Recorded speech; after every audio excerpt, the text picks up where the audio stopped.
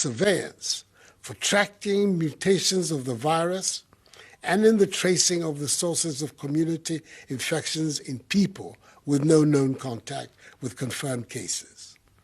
The Ghanaian scientific community is to be warmly applauded for this advance and contribution to global knowledge.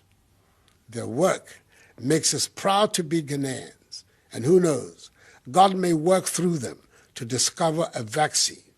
What a triumph that would be.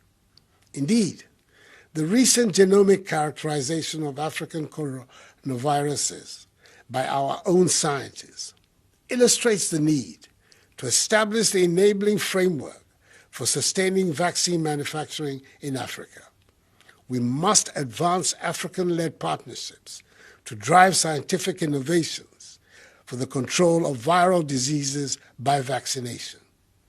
Ghana, recognizing this critical public health tool, will support the African Vaccine Manufacturing Initiative, which is chaired by Noguchi's Professor William Ampofo, to promote the agenda for vaccine development and manufacturing in Africa by Africans for the world. Government has also introduced the use of drones to expedite the transportation of samples to laboratory centers. On Friday, 17th April, for example, 51 samples were delivered from the Ominako Drone Distribution Center to Noguchi. Furthermore, we're introducing rapid results testing to augment our surveillance and enhance contact tracing efforts so that we can quickly isolate and treat confirmed cases. From the 68,591 samples tested, we've been able to understand better the dynamism of the virus, mapped out its geographic footprint, and established current and potential hotspots. We've also been able to isolate and educate asymptomatic carriers and thereby help minimize the spread of the virus. So far, it has been established that the virus was imported into our midst from foreign shores and is being spread through person-to-person contact. The majority of persons infected in Ghana have mild to no symptoms at all, whilst a very small number have required hospital treatment, of which 9 persons with underlying ailments have died. Towards treatment, we've expanded and added to our network of COVID-19 treatment centers, with the Ghana East and Bank of Ghana hospitals being 100% dedicated to the fight. In addition, we have set aside separate COVID-19 treatment centers at the University of Ghana Medical School, Hospital, the Kolebu Teaching Hospital, Komfo-Anokye Teaching Hospital, Kumasi South Hospital, and in other designated regional and district hospitals. Last Friday, I was honored to do the virtual sod-cutting ceremony for the construction of a 100-bed infectious disease and isolation facility at the Ghana East Municipal Hospital, which is being funded through a public-private partnership under the leadership of the Ghana COVID-19 Private Sector Fund, and whose construction, with the assistance of the 48th Engineer Regiment of the Ghana Armed Forces, will be completed in 6 weeks. Members of the Private Sector Fund have indeed acted like citizens and not spectators in these testing times for our country, and their patriotism is to be loudly praised. We have also scaled up the domestic production of personal protective equipment, and our health care facilities so far have taken delivery of 14,550 scrubs, 11,900 gowns, 19,980 head covers, 263,281 nose masks, 13,002 N95 nose masks, 41,117 varying sizes of sanitizers have also been produced locally and delivered to our health facilities. The enhancement of our capacity to test has been made possible by the dedication of the expanded teams at Noguchi Memorial Institute for Medical Research, the Kumasi Center for Collaborative Research, and the National Public Health Reference Laboratory. Further, we're making significant investments in the laboratories of the Veterinary Laboratory, Accra, the Center for Scientific and Industrial Research Laboratory in Accra, the Police Hospital, the 37 Military Hospital, the University of Health and Allied Sciences in Ho, the Veterinary Services Department in Sekondi Takoradi, the Public Health Laboratory in Tamale, the War Memorial Hospital in Navrongo, and the Cape Coast Teaching Hospital, so they can also use PCR technology. We are recalibrating 100 regional and district tuberculosis gene expert laboratories across the country to help ensure that we have a minimum situation of one testing center per region. Fellow Ghanaians, in view of our ability to undertake aggressive contact tracing of infected persons, the enhancement of our capacity to test, the expansion in the numbers of our treatment and isolation centers, our better understanding of the dynamism of the virus, the ramping up of our domestic capacity to produce our own personal protective equipment, sanitizers and medicine, the modest successes chalked in containing the spread of the virus in Accra and Kumasi, and the severe impact on the poor and vulnerable. I've taken the decision to lift the 3-week-old restriction on movements in the Greater Accra metropolitan area and Kaswa, and the Greater Kumasi metropolitan area and its contiguous districts, with effect from 1 a.m. on Monday, 20th April. In effect, tomorrow, we'll see the partial lockdown in Accra and Kumasi being lifted. I must make it clear at the outset that lifting these restrictions does not mean we're letting our guard down.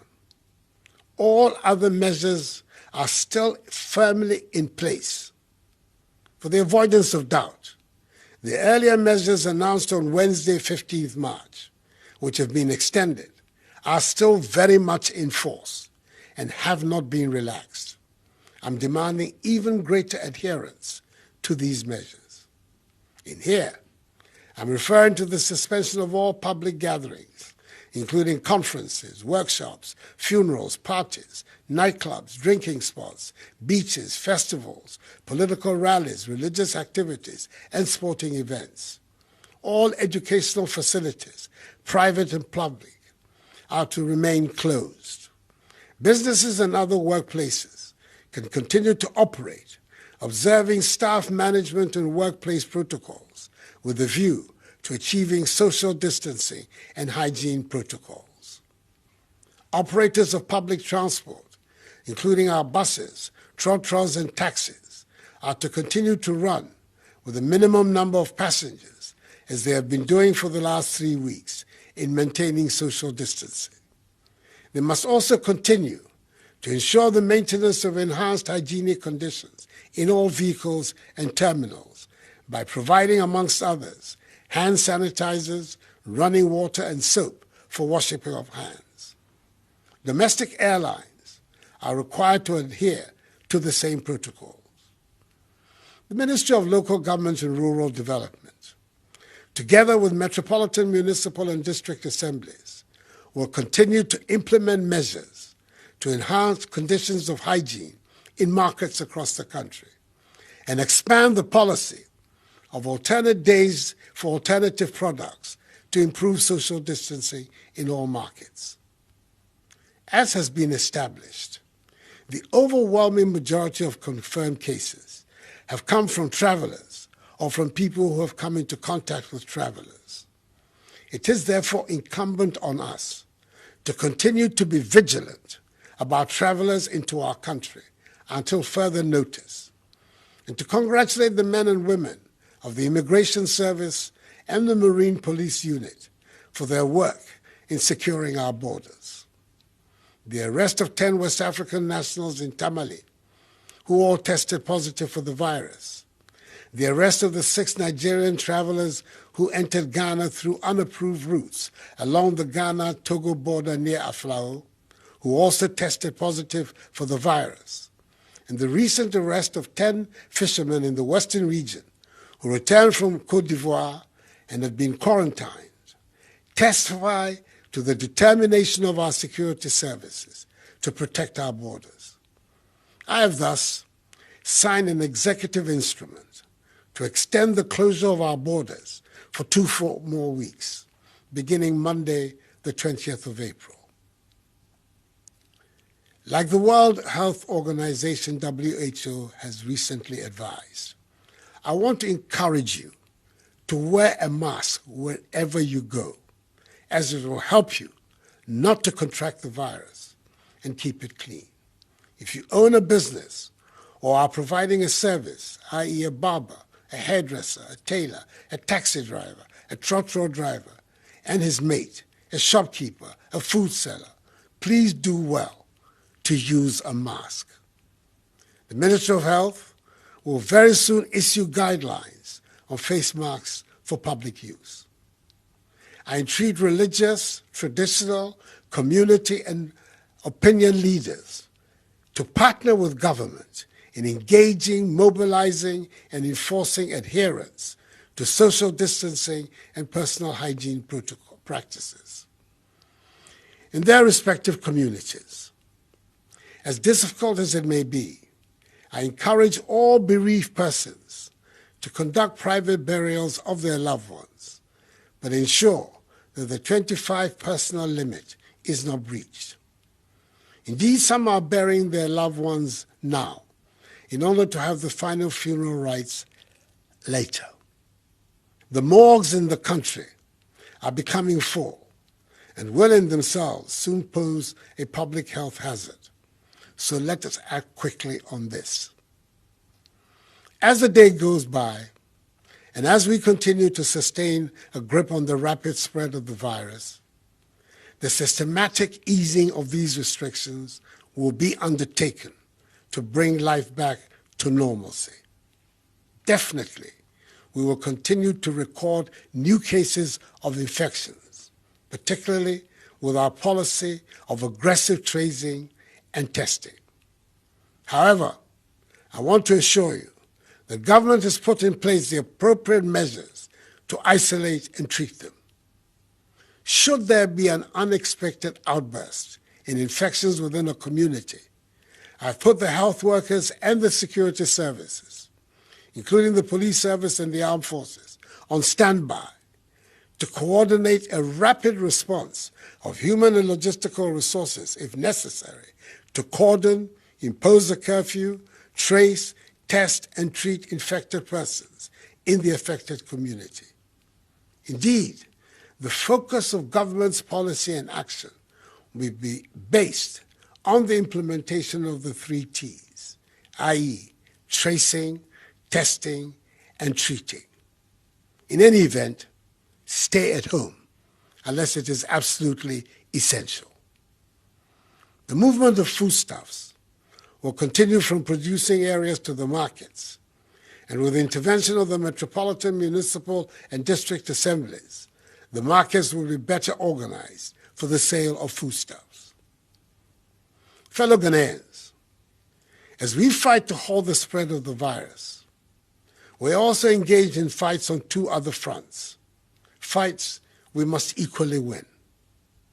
Firstly, there continues to be the deliberate dissemination of fake news, disinformation, and outright lies by some unpatriotic citizens about the spread of the virus since its outbreak in the country. These acts are being orchestrated by those who seek to benefit by seeking to sow the seeds of panic and confusion amongst the populace at this time of national crisis. I have an unequivocal, unambiguous message for those involved in these despicable acts. Put an immediate stop to it, or be held accountable for your actions. Secondly, has been aptly stated by the Ghana Medical Association, being infected by the coronavirus is not necessarily a death sentence. I've noticed with great concern the stories of some persons who have recovered from the virus now being confronted with another problem, i.e. stigmatization. This is not right, as it will rather drive away people from getting screened, tested, and treated. The stigmatization of recovered persons must stop, because if the virus did not end their lives and livelihoods, the stigma from members of their communities should not. I know the effects of the measures to contain the virus have been difficult for many, and that is why I mandated the creation of the 1.2 billion CD Coronavirus Alleviation Program to support households and businesses. Out of this amount, 280 million cedis is being used to provide food for the vulnerable and free water for all Ghanaians for 3 months, i.e. April, May, and June. 323 million cedis is being used to motivate our health workers, and 600 million cedis of assistance is being provided to micro, small, and medium-scale businesses. I expect disbursements of the 600 million cedis to start in May. Government is fully absorbing electricity bills for 1 million active Lifeline customers and is granting a 50% subsidy on electricity bills of all other customers using their March 2020 bill as their benchmark for the months of April, May, and June. In total, the relief on electricity will amount to some 1 billion cedis. Again, government through the Ministry of Gender, Children and Social Protection, the Ministry of Local Government and Rural Development, and the Ministry of Food and Agriculture through the National Buffer Stock Company, in collaboration with the MMDCs and the District Disaster Management Committees, has provided over 2.5 million cooked food packs to vulnerable persons in the affected districts of Accra and Kumasi. Dry food packs have also been distributed in collaboration with the faith-based organization to 450,000 families in the same areas as against the original target of 400,000. I express my profound gratitude to the private sector and faith-based organizations and traditional authorities for their support in this endeavor. I also commend highly the many individuals and private organizations who on their own organized hot meals and fed a number of vulnerable people within the restricted areas. To these individuals, I echo for being good neighbors to your fellow Ghanaians. As we continue to battle this pandemic, it is imperative we plan to restore Ghana onto a sound economic footing and create a path towards growth and transformation. The recent $1 billion United States dollar rapid credit facility, secured from the IMF without any precondition and approved by Parliament, will be used to help close the financing gap that has been created by the pandemic through shortfalls in revenues and additional expenditures. I welcome the 3 billion CD credit and stimulus package from the commercial banks with the support of the Bank of Ghana to revitalize industries, especially in the pharmaceutical, hospitality, service, and manufacturing sectors. The Minister for Finance, that hard-working, outstanding national treasurer, together with his counterpart in South Africa, as co-chairs of the Committee of African Finance Ministers, have been leading a Pan-African effort to bring debt relief to the continent in these difficult times. The recent $1 billion United States dollar rapid credit facility, secured from the IMF without any precondition and approved by Parliament, will be used to help close the financing gap that has been created by the pandemic through shortfalls in revenues and additional expenditures. I welcome the 3 billion cedi credit and stimulus package from the commercial banks with the support of the Bank of Ghana to revitalize industries, especially in the pharmaceutical, hospitality, service, and manufacturing sectors. The Minister for Finance, that hard-working, outstanding national treasurer, together with his counterpart in South Africa, as co-chairs of the Committee of African Finance Ministers, have been leading a Pan-African effort to bring debt relief to the continent in these difficult times. Last Friday, they achieved a 9-month debt standstill from the World Bank for all qualifying members of the International Development Association, IDA, starting from 1st May 2020, totaling some 44 billion United States dollars for the countries of Africa. In the case of Ghana, this amounts to a freeze in principal and interest payments for the year, amounting to some 500 million United States dollars. This will create greater fiscal space to help make the Ghanaian economy much more resilient. I've charged the finance minister to leave no stone unturned to achieve an even greater and comprehensive debt relief program for Africa. Our success in defeating the virus is largely within our control. That means each and every one of us must exercise at all times during this period without the partial lockdown in Accra and Kumasi a strong sense of selflessness, self-control, and self-discipline. It is important to stress strongly that coming out of the partial lockdown in Accra and Kumasi does not mean we are out of the pandemic. We will continue to monitor closely events in some hotspots in the Greater Accra metropolitan area like Wejagbawe, Ga East and Ayawaso East municipalities, and Tema metropolis, and in the eastern region like Esuejamai and Lower Manya Krobo districts. Whenever the situation so warrants, a community in which the virus is identified as becoming prevalent will be locked down until there is a clear understanding of the trajectory of the virus that would allow us to contain it. We must obey the measures still in place, including the new ones, because we know our survival depends on them. And the harder we are on ourselves in obeying them, the quicker and more enduring will be the victory.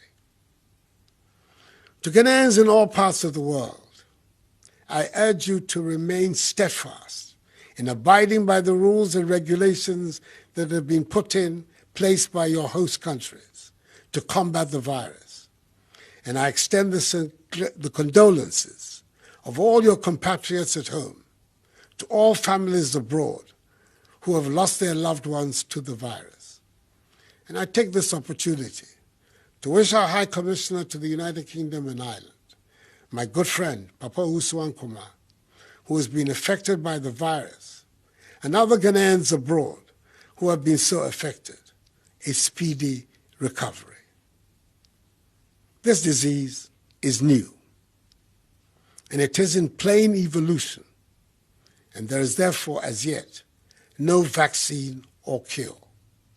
But we know enough to take action, and we shall be nimble and adapt as the situation changes. We will tailor our solutions to our unique social, economic, and cultural conditions. There is no one-size-fits-all approach, but I pledge to you the government will do whatever is required in our particular circumstances to safeguard the lives of our people and keep our economy going.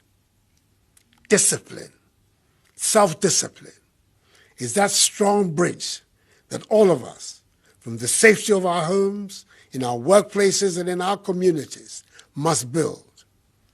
We need to build a strong bridge of self-discipline in order for us to cross over from this difficult period of restrictions and the spread of the coronavirus to the other side, where total freedom to go about our normal lives awaits us.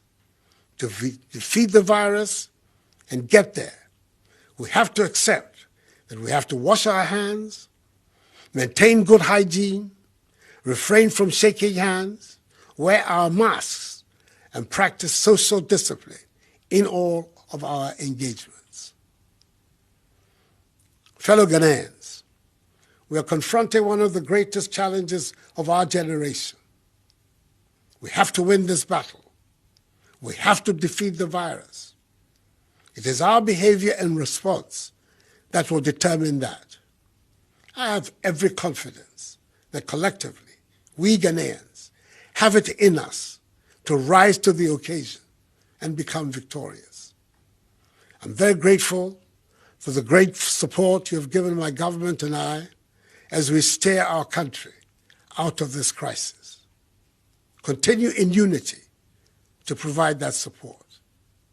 This too shall pass, for the battle is the Lord's. Medamo sepa munkoso entie wasam ne nyina endi nkunim. Mindanya siwa nye ya no ni ya boa no ni wio tue koni wo fe wo yinkunim. May God bless us all and our homeland Ghana and make her great and strong. I thank you for your attention and have a good night.